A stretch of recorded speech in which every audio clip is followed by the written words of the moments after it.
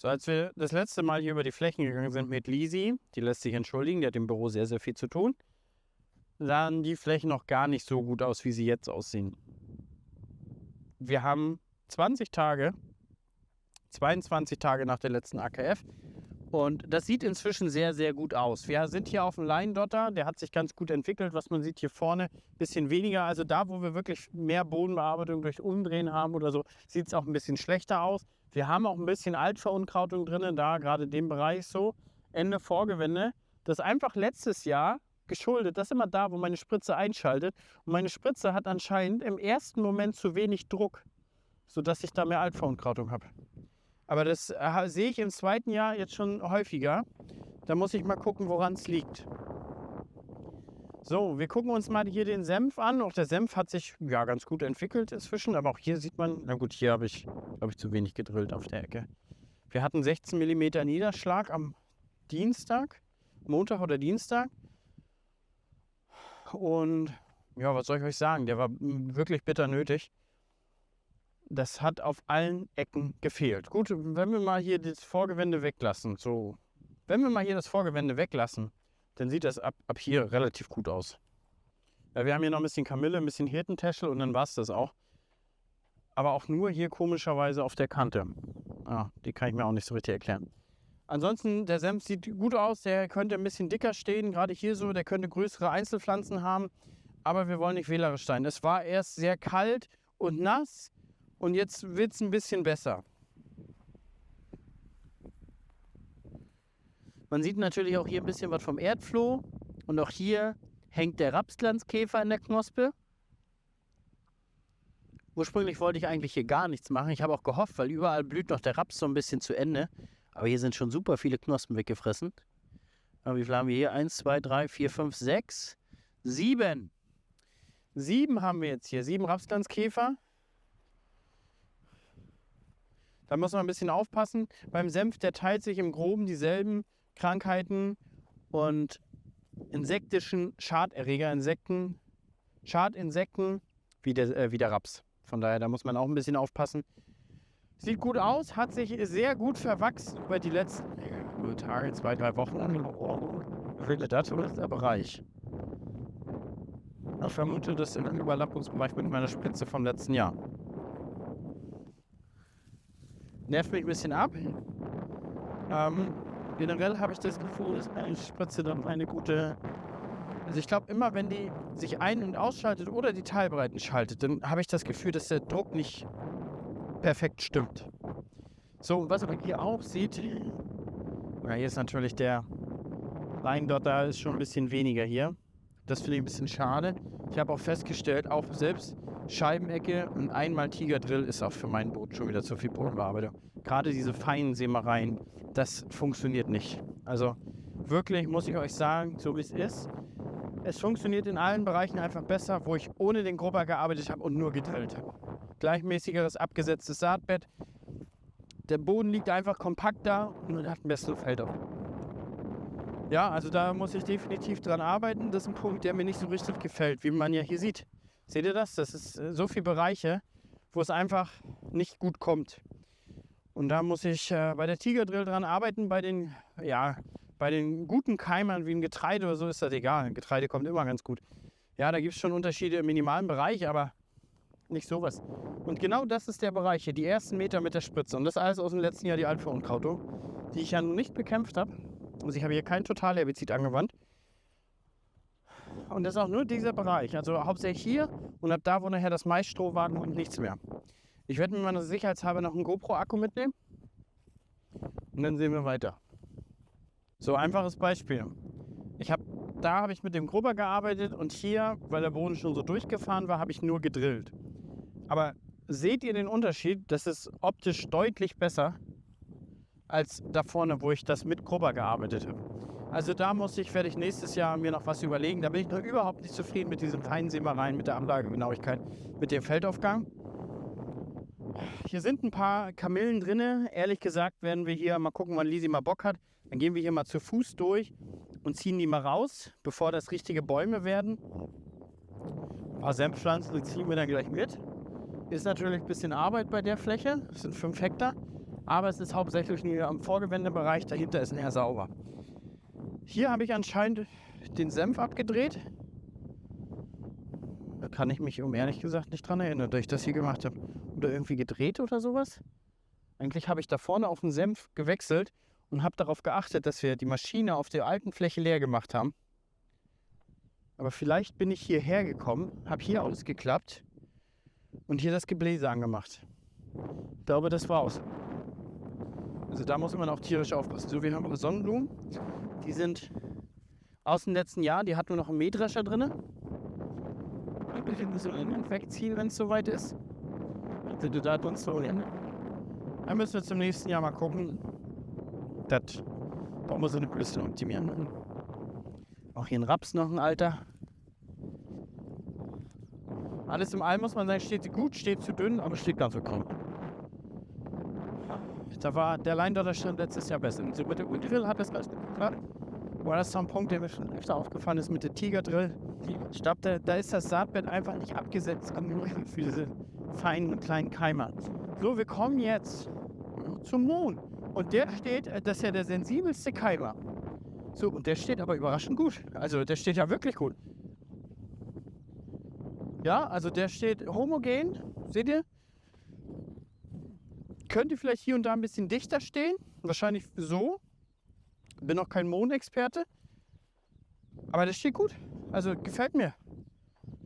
Dafür, dass der am Anfang, dass man ihn gar nicht sehen konnte, ist der jetzt da. Und ich bin erstmal zufrieden. Fürs erste Jahr und nochmal zur Erinnerung. Wir haben hier 750 Gramm auf den Hektar gedrillt. Also nehmt euch das mal in der Hand. Das sind, keine Ahnung, 3 Tassen voll. 750 Gramm auf den Hektar haben wir gedrillt mit einem gleichmäßigen Feldaufgang. Und was ich noch gar nicht verstanden habe, wir haben hier einen Streifen hier. Wir haben hier einen Streifen, wie heißt das Zeug? Vogelmiere drin, aber wirklich nur einen Streifen. Und ich kann mir den nicht erklären, Leute. Nicht so richtig. Warum genau der bis zum Ende da durchgeht. Ob hier letztes Jahr bei Mais so eine Fehlstelle war, weil man hat den auch vorher nicht gesehen. Aber das ist verrückt. Dieser eine Streifen Vogelmiere ist nicht wirklich krass relevant, weil der Blütenstand steht nachher oben drüber. Also das ist für die Ernte nicht relevant. Was relevant ist und was ich nicht mehr machen werde, Perserklee als Zwischenfrucht. Mache ich nicht mehr. Ist dieses Jahr nicht verfroren. Also der ist vom letzten Jahr. Ist dieses Jahr nicht verfroren. Und habe ich überall so eine kleinen Büsche und Bäume dazwischen. So, was wir hier haben, und da habe ich schon überlegt, damit verschwenden wieder gar nichts. Das ist der Schwarzkümmel. Man sieht den ganz vereinzelt hier hochkommen. Hier ganz marginal hier zwischen. Und ich habe überlegt, ob ich mir vielleicht einfach nochmal Saatgut bestelle. Der wird wahrscheinlich nicht reif werden. Hier ist er wieder. Hier. Der wird wahrscheinlich nicht reif werden, ob ich einfach die Fläche nochmal drill. Einmal sauber spritzen, nochmal drill. Weil das ist ja wieder hier zum Scheitern verurteilt. Also das schade, Mensch, der Schwarzkümmel, das reizt mich aber auch wirklich. Den muss ich doch mal in den Griff kriegen. Ich werde, glaube ich, mal gleich telefonieren und mir Schwarzkümmel bestellen. Wir sind ja noch Ende Mai. Vielleicht haben wir so viel Temperatursumme, dass das was wird. Schade, aber der kommt so dünn und vereinzelt hoch. Das Problem ist, selbst wenn er jetzt vereinzelt hochkommt, wird die Fläche so verunkrautet sein, dass das leider nichts mehr wird. Weil wir haben dann wieder so viel Druck, wie wir letztes Jahr auch hatten, wo wir selbst zu Fuß durchgegangen sind und haben es sauber gemacht und das haben wir auch nicht hingekriegt. Schade. Ja. Dann Iberischer Drachenkopf. Scheint ein Keimweltmeister zu sein.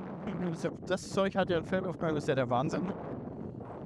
Also das ist der ideale Kandidat für eine Zwischenfrucht, sage ich euch so, was ist. Saatgut kostet jetzt nicht utopisch viel, macht schnell hoch.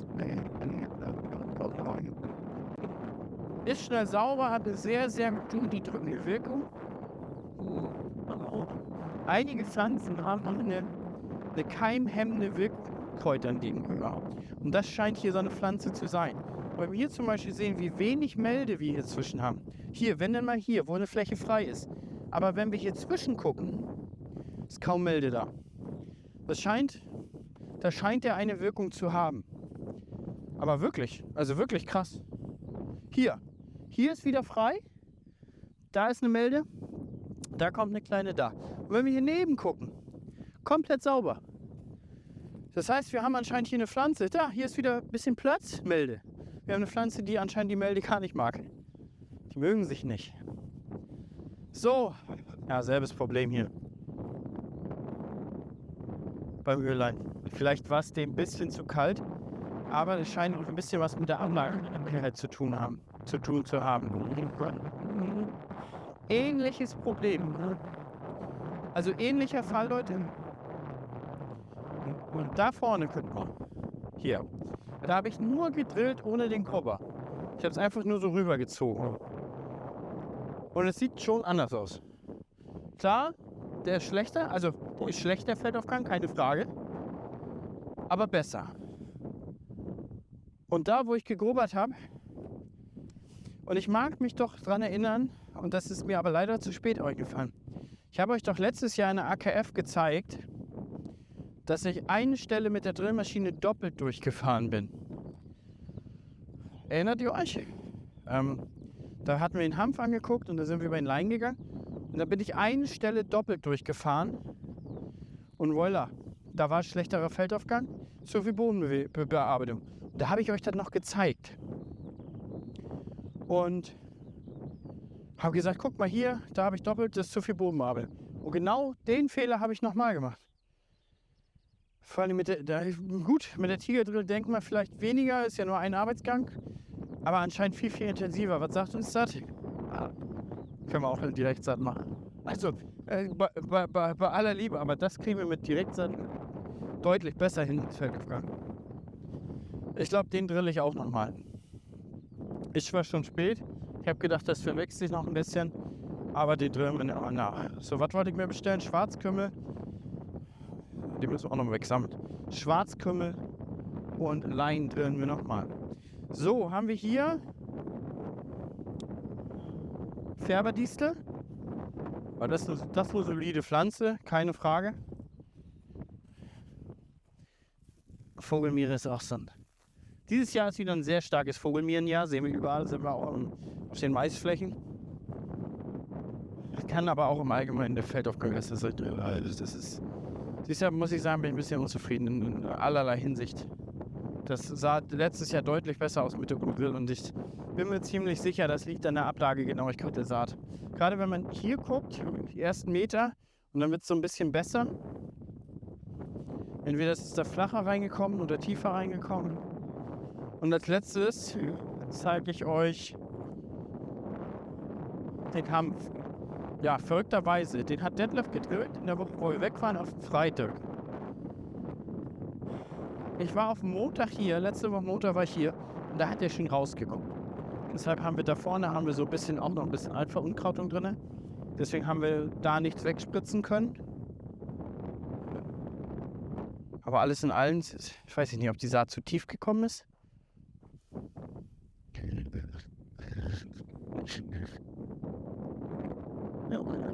Sieht ein bisschen aus, als wenn er zu tief liegt. Oh ja. Dann mal gucken. Normalerweise ist dieses Altunkraut gar kein Problem. Das überwächst der Hanf super schnell.